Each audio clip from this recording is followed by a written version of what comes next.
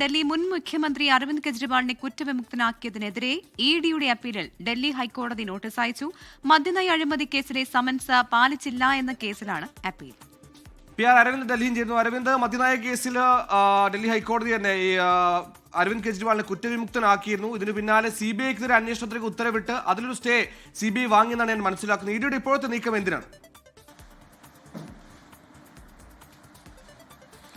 സുഹേൽ, ഡൽഹി മദ്യനയ അഴിമതിയുമായി ബന്ധപ്പെട്ട് അരവിന്ദ് കെജ്രിവാളിനെ അറസ്റ്റ് ചെയ്യുന്നതിന് മുമ്പ് തന്നെ നിരവധി സമൻസുകൾ ചോദ്യം ചെയ്യൽ ആവശ്യപ്പെട്ടുകൊണ്ട് അരവിന്ദ് കെജ്രിവാളിന് അയച്ചിരുന്നു. പക്ഷേ ഈ സമൻസുകൾക്കൊന്നും മറുപടി നൽകാനോ അല്ലെങ്കിൽ ഈ ചോദ്യം ചെയ്യലിന് ഹാജരാകാനോ അരവിന്ദ് കെജ്രിവാൾ തയ്യാറായിരുന്നില്ല. ഇതിന് പിന്നാലെയാണ് 2 കേസുകൾ അന്ന് അരവിന്ദ് കെജ്രിവാളിനെതിരെ രജിസ്റ്റർ ചെയ്തത്. പക്ഷേ ഈ 2 കേസിലും അരവിന്ദ് കെജ്രിവാളിനെ ഡൽഹിയിലെ റൌസ് അവന്യൂ കോടതി വെറുതെ വിട്ടിരുന്നു. ഇതിനെ ചോദ്യം ചെയ്തുകൊണ്ടാണ് ഇഡി ഡൽഹി ഹൈക്കോടതിയെ സമീപിക്കുകയും ഈ കേസുകളിൽ ഇപ്പോൾ ഡൽഹി ഹൈക്കോടതി അരവിന്ദ് കെജ്രിവാളിന് ഒരു നോട്ടീസ് നൽകുകയും ചെയ്തത്. നമുക്കറിയാം, നേരത്തെ CBI രജിസ്റ്റർ ചെയ്ത കേസിൽ അരവിന്ദ് കെജ്രിവാളിനെ കുറ്റവിമുക്തനാക്കിയിരുന്നു. അരവിന്ദ് കെജ്രിവാളിനൊപ്പം മറ്റ് ആം ആദ്മി പാർട്ടി നേതാക്കളെയും വലിയ വിമർശനം CBIക്കെതിരെ ഉയർത്തിക്കൊണ്ട് കോടതി കുറ്റവിമുക്തനാക്കുകയും ചെയ്തിരുന്നു. എന്തായാലും ഇതിന് പിന്നാലെയാണ് ഈ സമൻസുകൾ അവഗണിച്ചുള്ള കേസിൽ ഇഡി അപ്പീൽ പോവുകയും ഇപ്പോൾ അരവിന്ദ് കെജ്രിവാളുമായി ബന്ധപ്പെട്ട് ഇഡി ഇപ്പോഴും അന്വേഷണം തുടരുന്നുണ്ടോ?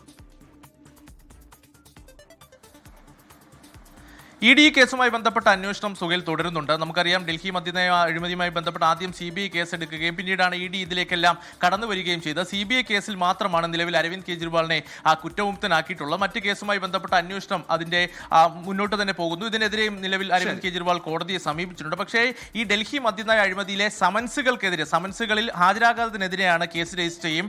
ആ കേസുമായി ബന്ധപ്പെട്ടാണ് ഇപ്പോൾ നോട്ടീസ് അരവിന്ദ് കെജ്രിവാളിന് അയക്കുകയും ചെയ്തത്.